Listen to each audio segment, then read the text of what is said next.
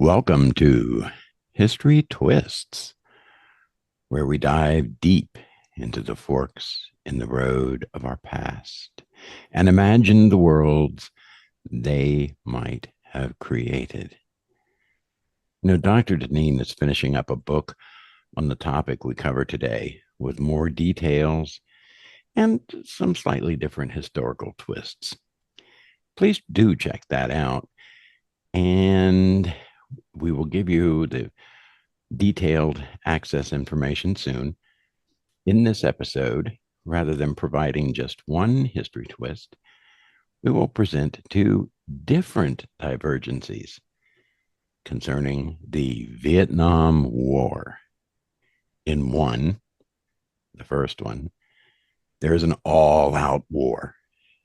And in the other, there is no war. As Dr. Weaver notes, I am finishing a book that explores in greater depth how these very different scenarios could have happened and speculates on how each history twist or each divergence would have impacted not only Vietnam itself, but the rest of the world. The book is entitled Vietnam as It Could Have Been, will soon be available on Amazon. I encourage our listeners to check out the book. It's a good one. Now, let's dive into the first divergence. Instead of the slow burn of limited engagement and gradual escalation, we ask, what if the United States had chosen an all-out invasion of North Vietnam in 1965? Buckle up. This journey takes us into a far bloodier war and a world forever changed. In the current timeline, President Lyndon B. Johnson sought a limited war, a gradual application of American power to contain communism and avoid a direct confrontation with China or the Soviet Union. But let's rewind and rewrite that moment in July of 1965. Instead of committing to Operation Rolling Thunders, incremental bombings, LBJ listens to the hawks in his cabinet and opts for an all-out assault. The military receives orders for a full-scale invasion of North Vietnam, aiming to crush the Viet Cong and their northern allies in a decisive campaign. In this scenario, the U.S. would receive support from Australia, Taiwan, South Africa, and even semi-fascist Spain, and neutrality from the USSR. The so-called homeland leaders in South Africa sought to improve conditions for their people by supporting the anti-communist cause. I believe if that all-out assault had taken place, there would have been an immediate focus on the city of Hue. The Vietnamese Freedom Coalition, as I'm calling it, made a concerted effort to conquer Hue, and finally that ancient city lay in ruins. Its streets, a maze of shattered stone, smoldering wreckage, and narrow alleys turned into killing fields. The North Vietnamese Army, known as the NVA, and Viet Cong VC fighters had entrenched themselves in the citadel and the surrounding neighborhoods. United States Marines, Army of the Republic of Vietnam soldiers, and their new allies, crack South African infantry units, prepared for a decisive push to recapture the city. South African troops' distinctive camouflage and kit stood out among the chaotic urban battle. Two distinct groups had arrived under the banner of South Africa's government. A number of white commandos, veteran soldiers, many with combat experience from counterinsurgency campaigns throughout southern Africa. They were armed with R1 rifles and Bren guns. Their discipline and sometimes brutal efficiency marking them as an elite force. And there were a large number of African auxiliaries. These were troops recruited from the so-called Bantustans, homelands, particularly the Transkei. These troops were organized into smaller units under white South African officers. They were armed with a mixture of French FN rifles and a mix of captured Soviet weaponry. They had been the main source of the involvement of South African forces in Way, particularly their role in the citadel's recapture. This became a very controversial chapter in the war. Taking aid from a white supremacist regime, even in the name of anti-communism, would spark great controversy. While their contribution was undeniable, it sparked great debates about the moral compromises of the US's alliance and the contradictions of apartheid South Africa's participation in a fight for freedom abroad. For the soldiers, however, Way was simply another battlefield where alliances were forged in blood and survival. As dawn broke over the battlefield, Colonel Pieter de Veres, the South African commander, prepared to lead his troops into the assault on the citadel. The plan, meticulously crafted in coordination with United States Marine Captain Frank Harris, involved a bold push to seize the southern gate.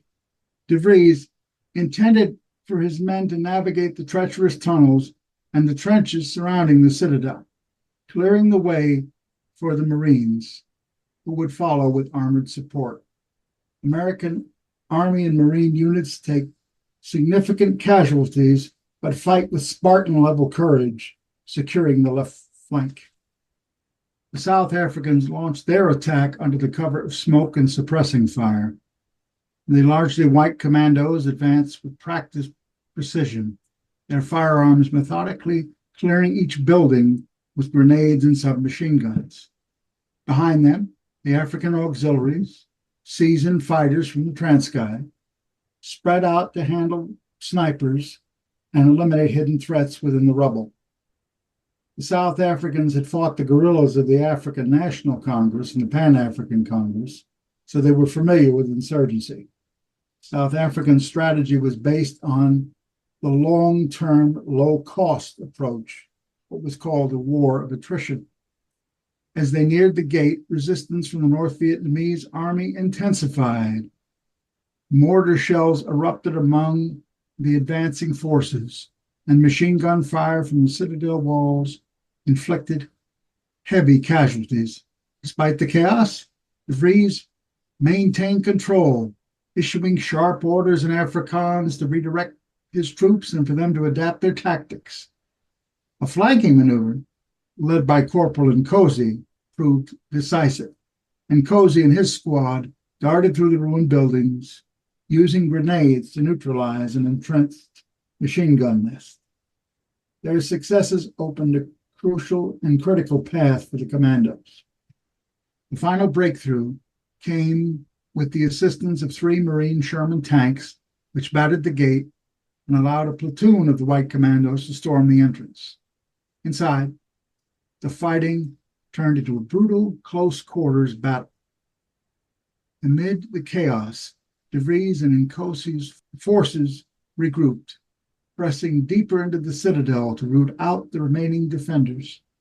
By midday, the combined efforts and the support from the U.S. Marines, as well as the ARVN troops, overwhelmed NBA forces.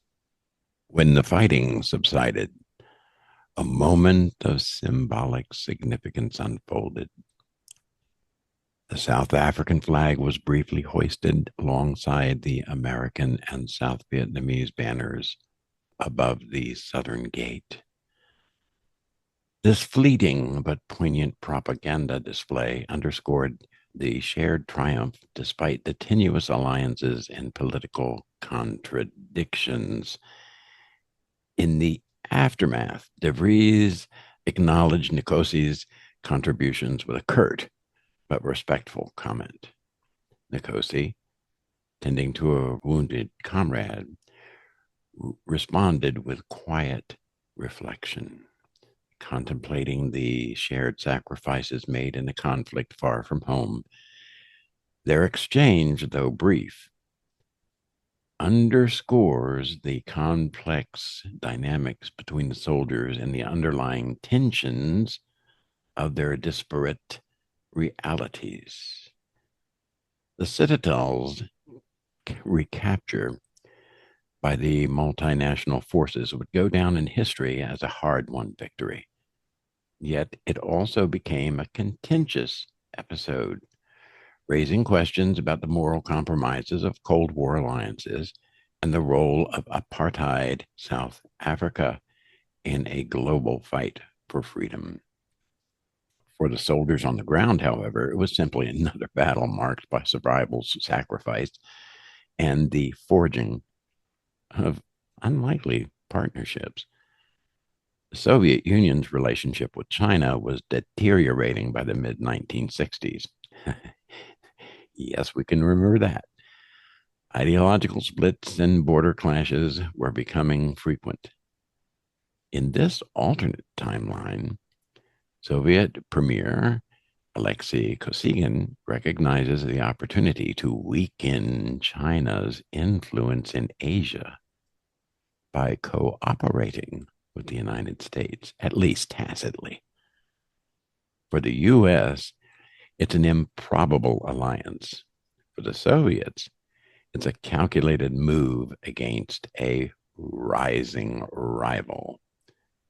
The Cold War had turned unpredictable after a series of covert tensions between the Soviet Union and China, each of them claiming the other was not true to the faith, so to speak.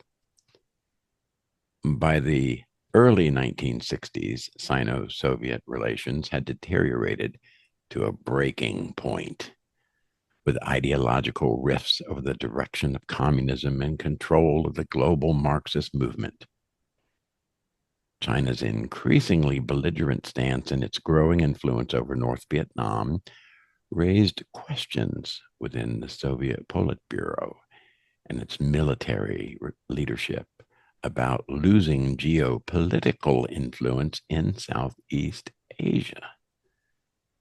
The Politburo, led by a pragmatic and aggressive faction under Defense Minister Malinovsky and Foreign Minister Gromyko, proposed a radical volte-face, or about-face, a strategic alliance with the United States and South Vietnam. This realignment was intended to undermine China's expansionist ambitions and to ensure the Soviet Union retained control over the global communist movement.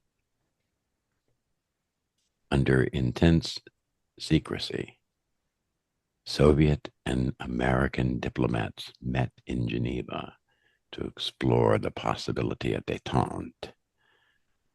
Gromyko proposed a remarkable deal.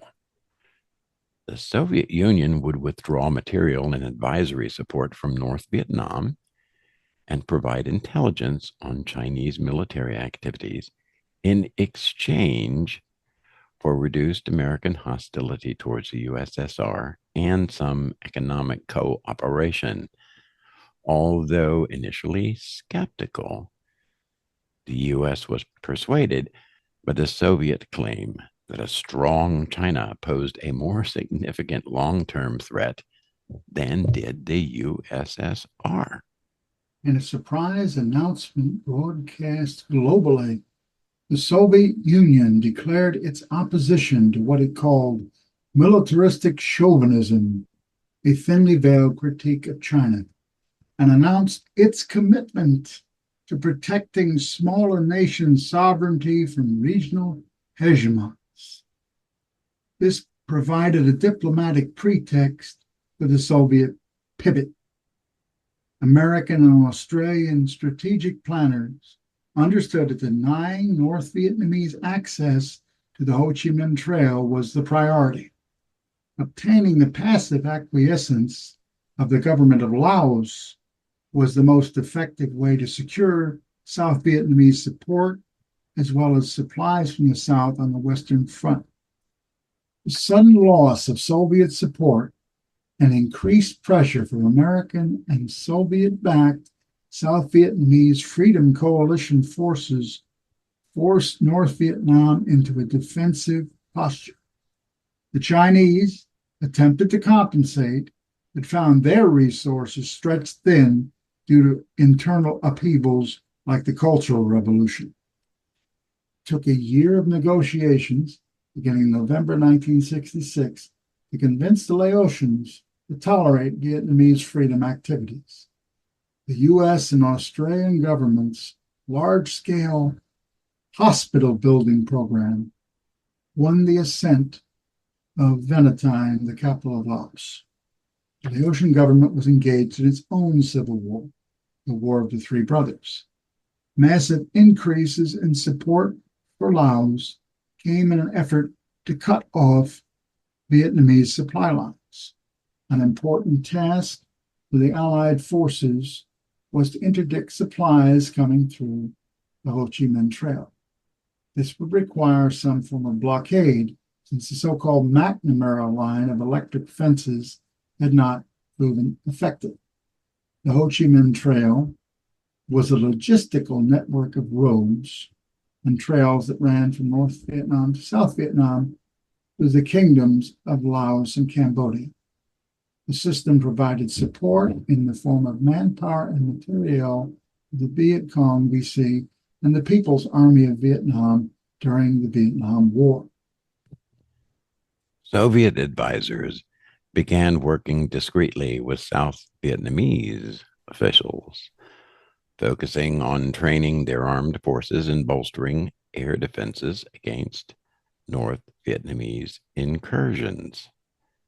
When North Vietnamese forces, supported by Chinese advisors, launched a massive offensive near Pleiku in early 1966, the Soviet Union shocked the world by openly condemning the act. Days later, Soviet aircraft and advisors appeared alongside U.S. forces defending the region. The combined Soviet-American forces, utilizing superior intelligence and air support, inflicted significant losses on the North Vietnamese army. The military strategists got together and determined to employ some ancient military strategies. In this alternative timeline, they realized that the clearest path to victory was to form what some have called a nutcracker press. In this alternate timeline, meaning to attack from 3 compass points. Of course, attacking from 4 points might have been better. However, in this case, it was only feasible attack from the west, south, and east because China was in the north. This strategy meant that ground forces would attack using the Ho Chi Minh Trail on the Western Front, while ground forces would move directly up the center from the south, and naval forces would attack from the east, thus forming that nutcracker. Equipped with state-of-the-art guided missile cruisers and battleships like the USS New Jersey, reactivated for this purpose, destroyers and nuclear submarines. The Royal Australian Navy helped naval gunfire support, reconnaissance, and Aborigine forces who could communicate with the Montagnards and turned Viet Cong. 3 Maluchka-class ships, Bura, Biris, and Aur, from the Soviet Black Sea Fleet, were dispatched to Cam Ranh Bay officially to protect Soviet merchant vessels, in reality to provide a shield for the U.S. Seventh Fleet. The United States and Australian naval forces would have decimated the North Vietnamese forces through cruise missiles and air assaults. The devastation would move from the coastline further into the interior. The U.S. 7th Fleet enforces a tight naval blockade, cutting off North Vietnamese ports from Chinese aid ships. At the same time, battleships like the USS New Jersey began shelling industrial hubs in Haiphong and key logistical ports along the Red River Delta. The bombardments are precise and devastating, targeting bridges, railways, and supply depots. A central turning point occurs when the U.S. fleet attempts to neutralize Haiphong, North Vietnamese largest port. North Vietnamese forces ambushed the U.S. fleet with a coordinated assault of missile barrages, torpedo boats, and minefields. In response, the U.S. deploys newly developed countermeasures, including electronic jamming and submarine-launched cruise missiles. Despite heavy losses, the U.S. Navy succeeds in destroying key infrastructure in Haiphong, including shipyards and oil refineries. In summary, the naval attack cut off military and other supplies from North Vietnam. In this scenario, the naval attack was the eastern arm of the crushing Nutcracker. On the Western Front, realizing the importance of securing and controlling the Ho Chi Minh Trail, this would be undertaken by employing several tactics. First would be, as we said, an arrangement with Laos, which had been persuaded to deny North Vietnamese forces access to the trail. Hmong and other guerrilla forces would have been quietly recruited to deal with Viet Cong snipers. Thus, Western troops would have been able to march on the trail. Thai and Southern Korean forces would have been able to get through the tunnels, and United States airstrikes previously used against the tunnels could be diverted to more practical uses. Having control of the trail would allow the Vietnamese Freedom Coalition to secure a line of supply and cut off the North Vietnamese from their supplies, creating three negative choices or outcomes. Soldiers could be killed, surrender, or flee to mainland China. The third prong of this attack would be a ground invasion from the south directly into the heartland of North Vietnam. This spear methodology required United States, Australian, and South Korean forces to work together in a coordinated attack. This expeditionary force went through Namjon to Hanoi, where they linked up with the troops from the Eastern and Western forces, completing the Nutcracker pincer attack. After 3 weeks of intense fighting, the capital was taken. Vietnam was reunited, but it was not free yet. China responded with fury, labeling the Soviet Union as counter-revolutionary traitors. Tensions along the Sino-Soviet border escalated even further, with skirmishes breaking out near the Amur River. To counter this threat, the Soviet Union diverted military resources from Europe to the Far East, which convinced NATO to ease its defensive posture. A great deal of rebuilding took place in both the North and South. It was now necessary to promote unification through internationally supervised elections. The United Nations sent a peacekeeping force to ensure all viewpoints could express themselves without retribution.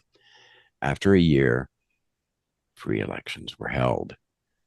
The United States and the Soviet Union cooperated cautiously in other areas, such as arms control and trade. Though mutual distrust remained, the thaw reduced the risk of direct superpower confrontation. This USSR volte-face created a world in which China, not the Soviet Union, became the primary focus of containment efforts by both the West and the Communist bloc. China found itself without allies. The partnership between the Soviet Union and the Western powers did not erase ideological differences, but formed a fragile alignment of convenience that altered the trajectory of the Cold War. This scenario highlights the unpredictable nature of geopolitical strategy, where ideology often takes a backseat to pragmatic concerns of power and influence. This scenario dramatically alters the dynamics of the Cold War. Instead of the US and the Soviet Union locked in a global standoff, China, as Dr. Deneen said, became the primary antagonists in Asia. The Soviet Union gains a significant leverage in Southeast Asia, and the US finds itself in an uneasy but pragmatic alliance with Moscow. The US, Russia, Japan, and China want to exert influence and control over several other Southeastern Asian nations. This competition threatens to explode into proxy type warfare in other parts of the world, such as the Middle East and Africa. The current timeline, the one we live in, follows this line, but it is narrowly avoided in this alternative timeline. With unification, Vietnam conversely becomes the so-called Fifth Asian Tiger, an economic power providing opportunities for investment without worker exploitation. Its well-educated, healthy, and prosperous people would take their place in a peaceful, confident Southeast Asia. The Republic of Vietnam would benefit from its strong economic ties with the United States and Australia. As part of its brotherly assistance program, the Australian military would help streamline the iron mines near Dalat. American and South Korean corporations strongly desired to unearth Long An province's substantial gold deposits. The Soviets, as a reward for their military assistance, were granted the exclusive right to extract bauxite in the Central Highlands, an important mineral. The large-scale economic development of peaceful Vietnam would make it the Fifth Asian Tiger, as I said. Economic growth would promote greater democratization and mend the political rift between President U Gan Tu and former Vice President Cao Ki. It's easy to see that things would have been very different if the US had chosen a full effort militarily in Vietnam. Any kind of wisdom tells you that going into a fight while restricting yourself to fighting with one foot and one hand is not a successful battle strategy. So now let's examine the opposite twist. An alliance and early reunification of Vietnam replaced the limited engagement of the current timeline and the all-out war of the previously presented divergence. Several factors must be examined to understand how an alliance allowing for peaceful reunification of Vietnam would have formed. Let's look at some factors that lead to the conflict in the first place. One factor that prompted the conflict was a political idea, something called the domino theory. When Dwight Eisenhower assumed the presidency of the United States in January 1953, he appointed John Foster Dulles as Secretary of State. Dulles vigorously championed an extreme version of the domino theory, a perspective more radical than any previously advanced at such a high level in the U.S. government. On March 31st, 1953, during a National Security Council meeting, Dulles highlighted key geopolitical points around the communist bloc: Japan, what was then known as Indochina, India, Pakistan, Iran, and the members of the NATO alliance, stating that losing any one of these would set off a chain reaction endangering the rest. One country becoming communist would set off a chain reaction in which the other nations would all become communist. In August of 1953, President Eisenhower echoed these concerns, warning that if Indochina fell, it would immediately threaten the Malayan Peninsula, India, Burma, and beyond. He admitted the possibility of stopping this domino effect through expensive and large-scale intervention, but emphasized that doing so would be more complex and more costly later. By early 1954, with the French defeat in Indochina looming, Admiral Arthur Radford, chairman of the Joint Chiefs of Staff, advocated for U.S. military involvement in Indochina, using the domino theory as his justification. He argued that communist control of northern Vietnam's Red River Delta would likely lead to the loss of Indochina and subsequently the rest of Southeast Asia, with Japan also at risk. Fearing a domino effect, Eisenhower began taking over from the French by moving military advisors into South Vietnam. Let's look back even further into the current timeline to understand the Vietnam War's roots better. One of the most significant conflicts of the 20th century, it left lasting impacts on Vietnam, the United States, and geopolitics. In 1945, Vietnam was under Japanese occupation.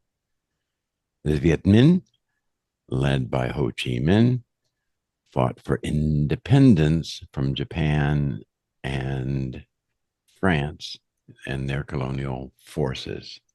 The United States, through the Office of Strategic Services, the OSS, which later became the CIA, actually collaborated with Ho Chi Minh and his forces against the Japanese. Ho Chi Minh was at that time more of a nationalist seeking Vietnamese independence than a committed communist. Ho Chi Minh admired American ideals and even quoted the United States Declaration of Independence in Vietnam's Declaration of Independence, written on September 2nd, 1945. It's kind of strange, Dr. Janine.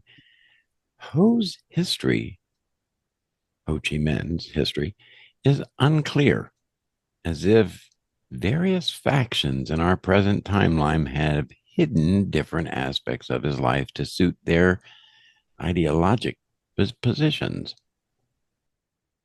It is known that Ho spent time in the USA, the UK, France, and other countries. He was a baker and worked in bakeries in France and the USA.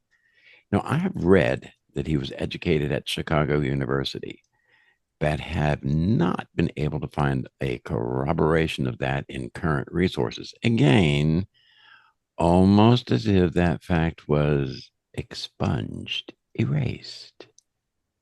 We do know that Ho was a polyglot, i.e., fluent in several languages.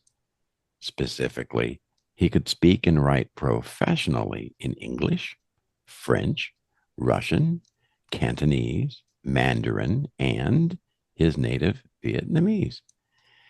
He wrote a significant amount of poetry, with one of his most famous poems being Poems from the Prison Diary, written when the police of the Republic of China imprisoned him. Vietnam and China have had a history of distrust and antipathy spanning centuries, influenced by both historical and contemporary factors. For example, Vietnam was under Chinese rule for about a millennium, from 111 BCE to 939 CE. This period left a significant cultural influence on Vietnam, but also fostered a strong sense of resistance and independence among the Vietnamese.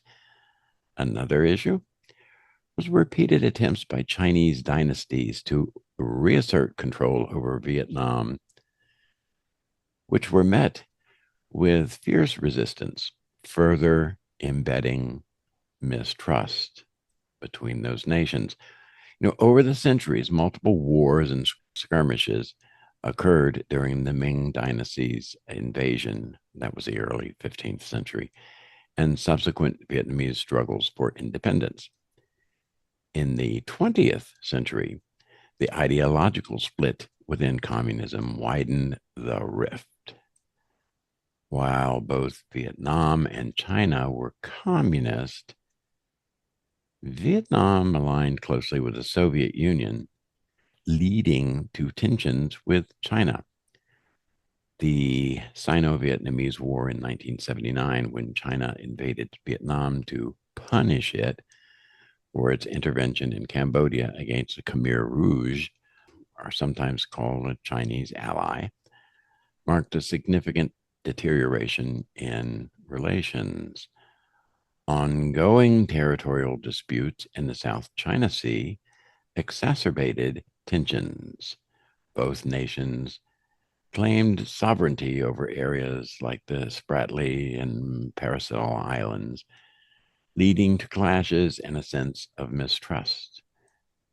With suspicion, Vietnam views China's economic rise and growing influence in Southeast Asia. While Vietnam benefits from trade with China, it seeks to maintain its sovereignty and resist over reliance. This long history of conflict, resistance to domination by any power, and modern geopolitical issues continues even to this day to influence the relationship between Vietnam and China. Rather than supporting Vietnam after the war, the U.S. shifted its support to France, which was trying to reassert control over its former colony. Replacing France and South Vietnam and the resulting military buildup there led to decades of conflict.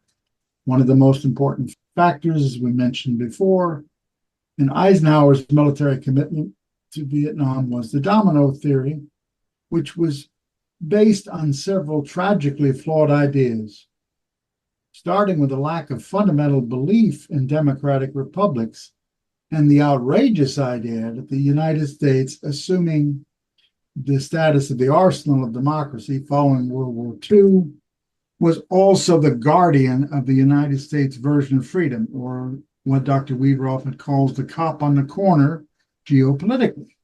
This arrogance, assuming the U.S. knew what was best for everyone, was, and to some extent still is, very costly. This skewed perspective gave rise to the idea of the Red Menace, which was a catchphrase of McCarthyism, and J. Edgar Hoover's fear tactics, both of which pushed the U.S. toward an aggressive and dangerous fear. On paper, communism seems terrific. Wow, the idea of two each according to their need, from each according to their ability. Hey, that has a great ring to it, doesn't it? However, communism cannot work because it ignores several principles endemic to humanity. First, the idea that the government, any government, can correctly determine a person's need or what they can give is flawed and colored by stereotyping. Second, people consistently achieve more while striving towards self-determined goals. Another factor is that communism lends itself to concentrating control and power in a few people, and the system, with a lack of freedom of speech and dissent, makes it probable that the controlling people will maintain control and power for very lengthy periods of time. Another factor leading to war was the idea, widely subscribed to in the US, that the accumulation of money and power, where a person's or a country's worth is based on those things, i.e., money and power. And it's destined to fail. As Thomas Jefferson and repeated by Jimmy Carter said, a society is judged by how the weakest members are treated. Corollary to that is that the worth of a human cannot be encapsulated and measured by those things, despite the protestations of Ayn Rand. And any form of government based on those things is bound to follow a similar path as Ayn Rand's life, which ended in depravity and failure. Not everyone can be rich, famous, and secure, but everyone should have the right to self determination and to choose their path. If a person is coerced to accept a form of government, they will resist and underachieve. If people see a government that allows for self determination and a better standard of living, they will choose that government. If the U.S. had seen these factors, there would have been a greater likelihood of collaboration and assistance rather than war. Specifically, if the U.S. had spent more effort showing a path to a better life, the Vietnamese would likely have followed that path. You know, Ho Chi Minh, he repeatedly asked for help from the US, perhaps starting back as far as Woodrow Wilson in 1919, when Wilson, in one of his Wilsonian moments, completely ignored the request, refusing to even talk to Ho or acknowledge his existence.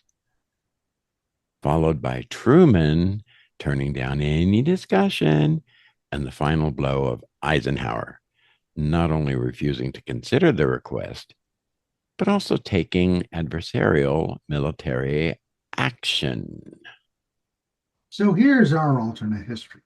What if President Eisenhower had decided to support Ho Chi Minh's bid for Vietnamese independence instead of backing the French?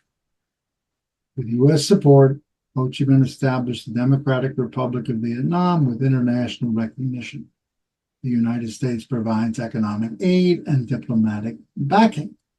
This support strengthened the moderate elements within the so-called Viet Minh and diminished the influence of hardline communists who favored closer ties with the Soviet Union and China.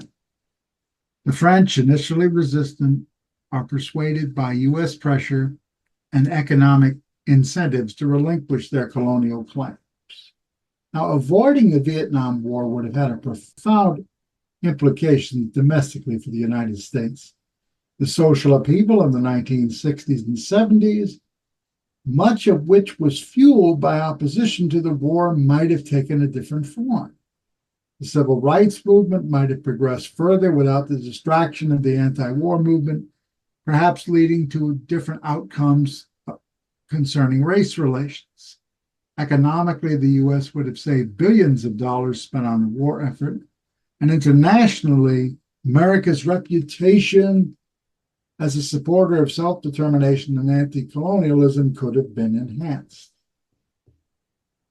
They would have promoted policies that balanced socialist principles with free market practices, laying the groundwork for sustainable growth. These reforms could include a lot of different kinds of things, land redistribution, and to empower rural farmers while introducing private enterprise in agriculture and industry. The U.S. might also have provided technical assistance, infrastructure investment, and educational programs to bolster Vietnam's economy. Now, this approach mirrors the economic strategies that China would later adopt in the late 20th century, combining government oversight with capitalist incentives. With these reforms, Vietnam could experience rapid economic growth, transforming from an agrarian society into an emerging industrial nation. The benefits would be multifaceted, i.e., improved living standards, reduced poverty, and increased political stability. That's an intriguing idea. while China's significant economic reforms did not occur until the late 70s under Deng Xiaoping, combining socialist policies with market mechanisms was not entirely unheard of. If the US provided incentives like investment and access to global markets, Ho Chi Minh might have been open to adopting policies that fostered economic development. Vietnam's relationships with its neighbors could have become a model for Southeast Asian development, possibly influencing neighboring countries to pursue similar paths. It might also have strengthened regional stability and deterred the spread of communism as defined by Soviet and Maoist ideologies. It's a common fact that economic interdependence through trade and other relationships reinforces political alliances. Policy of containment often overshadowed opportunities for nuanced engagement with nationalist movements around the world.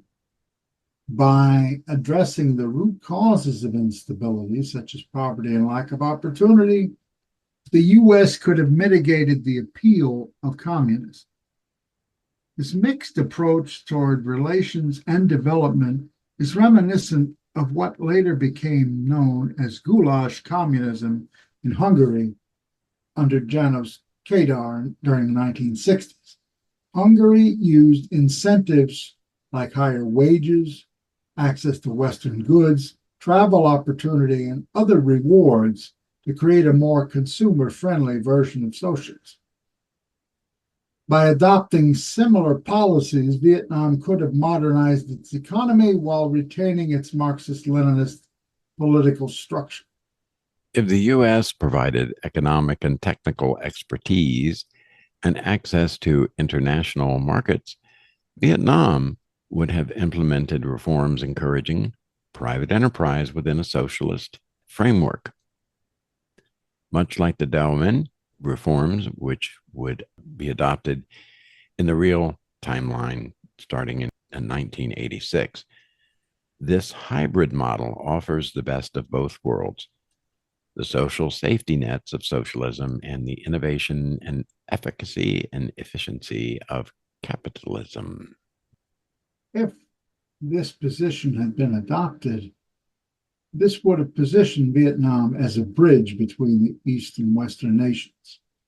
Economically, they could engage with capitalist markets while politically aligning with socialist nations, a role very similar to the one Yugoslavia played under Tito. This amalgamation would have also influenced the broader Cold War dynamics. If Vietnam demonstrated a successful alternative to the strict Soviet model, it might have inspired other countries to explore hybrid economic systems, potentially easing global tensions. The spread of successful hybrid economic systems might have challenged the dichotomy of the Cold War, offering a third way. Beyond political recognition and economic aid in this new timeline, the US encourages Vietnam to develop a political system that fosters genuine partnerships amongst various kinds of social groups and religious factions, etc. Vietnam embarks on a rapid economic growth in this scenario during this period, with U.S. supports implementing economic reforms that balance socialist principles with market mechanisms. As prosperity increases, the growing need to manage the diverse interests of farmers, workers, entrepreneurs, and intellectuals. Instead of adopting Western-style democracy, this Vietnam develops a corporatist political system. This system integrates various social and economic groups into the political process, giving them a voice in governance. This corporatist model is not entirely foreign to Vietnam's political culture. It echoes Confucian ideas of harmony and collective well-being, as well as the political united front strategy used during the revolution. The United Front model, originally employed to unite different groups against colonial powers, evolves into a framework for inclusive governance. While Western democracies emphasize individual voting rights and competitive elections, corporate systems focus on collaboration among organized groups. Decision making is more consensus driven among these groups rather than through adversarial politics. The United Front was initially a coalition of various groups united against a common enemy. In peacetime, this unity could merge into a governance model where these groups continue to collaborate for national development.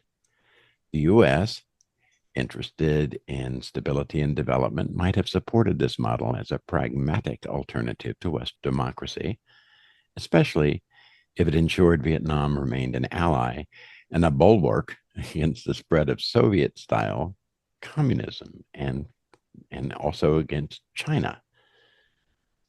In our alternate history, the success of economic development and U.S. support might have encouraged Vietnamese leaders to maintain a more collaborative political structure.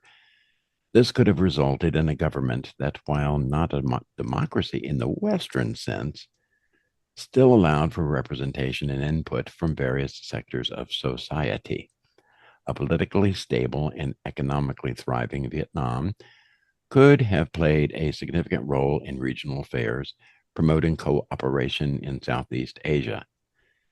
The country's unique political system might have served as a model for others seeking alternatives to both Western democracy and authoritarian communism.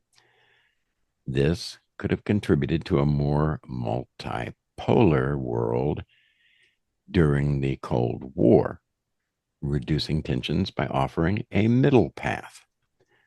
The integration of different societal groups into governance might have fostered a sense of national unity and purpose.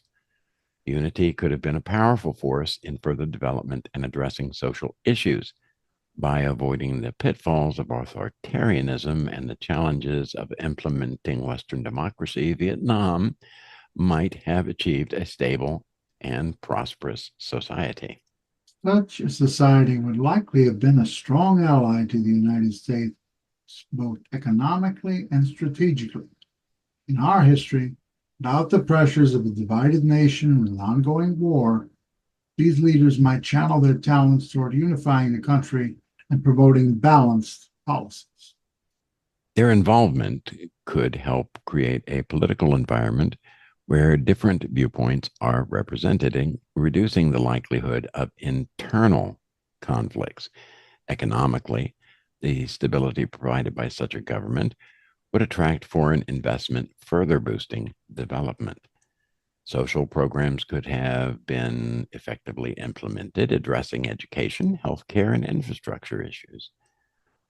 On the international stage, Vietnam could emerge as a model for post colonial governance. Their unique blend of traditional and modern political practices might inspire other nations to seek alternatives to Western democracy or authoritarian regimes, as we've already said. Regional relationships could be strengthened, promoting cooperation and peace in Southeast Asia. The influence of hardliners would be diminished, reducing the risk of oppressive policies and human rights violations.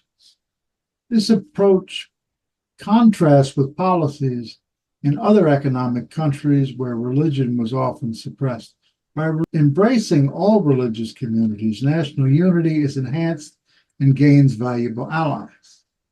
This alliance might face criticism from hardline anti-communists within the U.S., but it could also be promoted as a strategic move to contain communism through engagement rather than confrontation.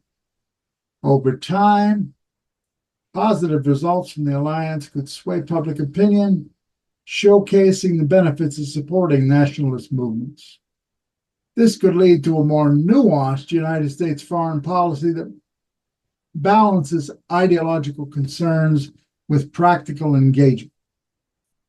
Internationally, the U.S. Vietnam alliance could influence other colonial regions seeking independence. It might encourage nationalist leaders to seek participations and partnerships with the U.S., offering, as we've said, alternatives to Soviet or Chinese support.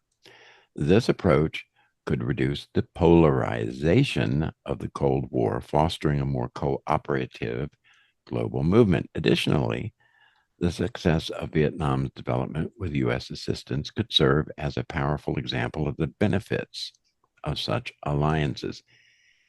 In our alternative history timeline here, Ho Chi Minh recognizes the strategic advantages of aligning with the United States against a common concern, which was the expansion of Chinese influence in Southeast Asia.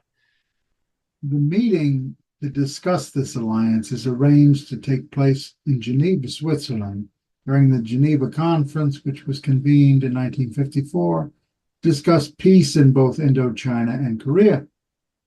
Ho proposes that Vietnam, once independent, could act as a buffer state, preventing the further spread of Chinese communism into Southeast Asia.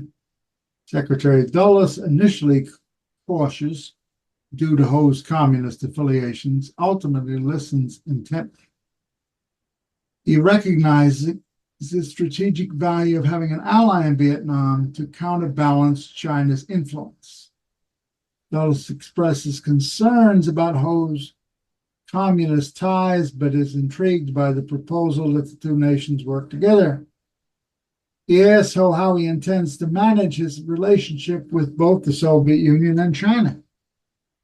Ho assures Dulles that Vietnam seeks to maintain its independence and will not become a satellite state of any power. He emphasizes Vietnam's historical resistance to Chinese domination and his desire to focus on national development rather than exporting revolution. Secretary Dulles considers the potential benefits. By supporting Vietnam's independence, the U.S. could gain a strategic ally in the region without direct military intervention. After lengthy discussions, they reach a tentative agreement. The U.S. will support Vietnam's bid for independence and provide economic and military aid. In return, Vietnam will ally with the United States against Chinese expansion and try to limit communist activities that could destabilize the region. In Vietnam, Ho Chi Minh faces his own challenges. He must navigate the expectations of his communist allies while pursuing this new partnership. Nevertheless, the alliance moves forward. The U.S. provides aid to Vietnam, helping to rebuild the country and strengthen its defenses. Vietnam focuses on national unity and development. Chinese attempts to influence Vietnam are met with resistance backed by the U.S. alliance. This alliance has profound implications for the region. The spread of Chinese communism is curtailed, and other Southeast Asian nations feel emboldened to resist external pressures.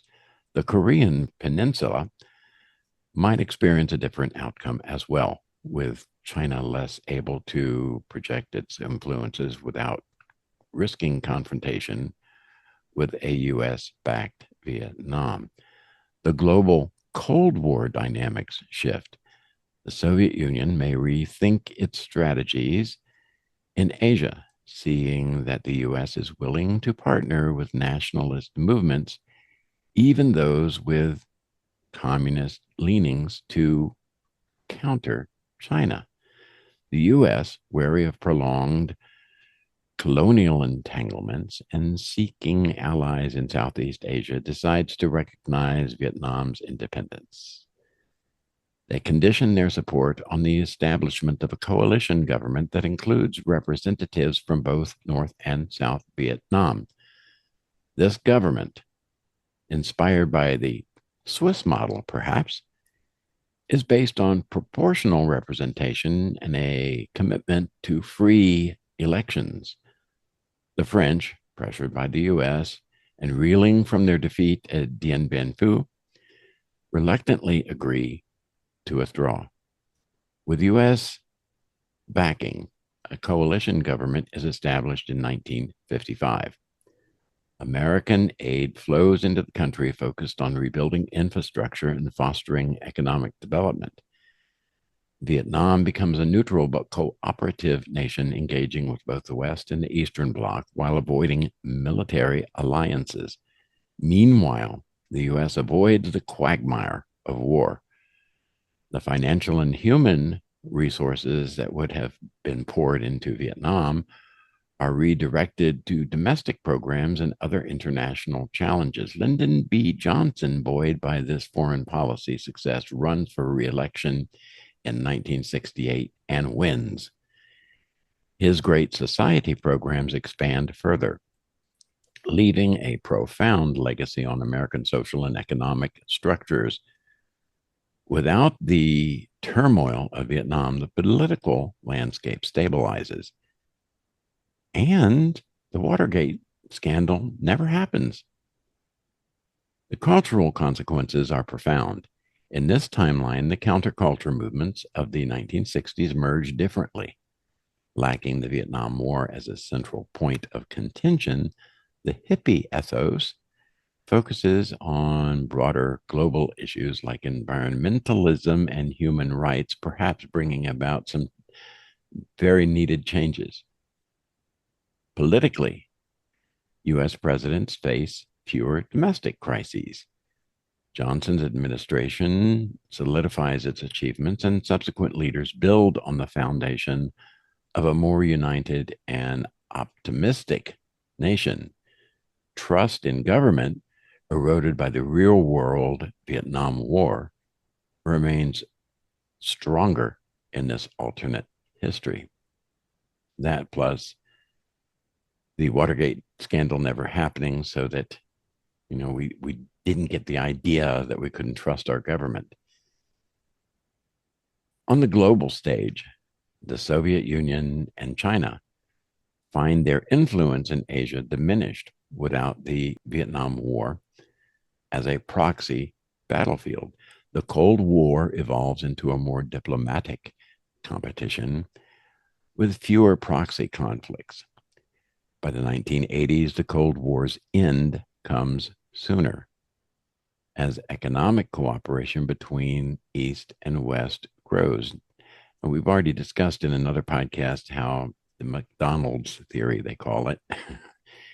If you're trading with people, and you have an economic ties, it's far less likely for you to go to war, and it is far more likely to foster cooperation and different kind of competition to do the best, etc. So what happens in Vietnam? By the 1990s, it transitions to a modified non-communist nation. Economic reforms take hold, blending market principles with state oversight. Vietnam emerges as a thriving neutral nation. Hanoi becomes a symbol of post-colonial success, blending traditional cultures with modern development. The U.S.-Vietnam relationship, forged in mutual respect rather than conflict, becomes a model for international cooperation. So, we've explored this a bit. I wonder, could the U.S. and Vietnam have forged a different path? Could American support for a unified Vietnam have reshaped the 20th century for the better? Perhaps. History is full of crossroads, and each decision echoes through time. History is connected. It is not disjunct. Am I not right, Dr. Deneen? You're right on target. Now we're going to stop for today. I do want to thank you for joining us on this journey through this alternate past. Hey, don't forget to subscribe. It really is important to us. And let us know what you think about today's episode. So until next time, keep wondering, what if? So long, folks.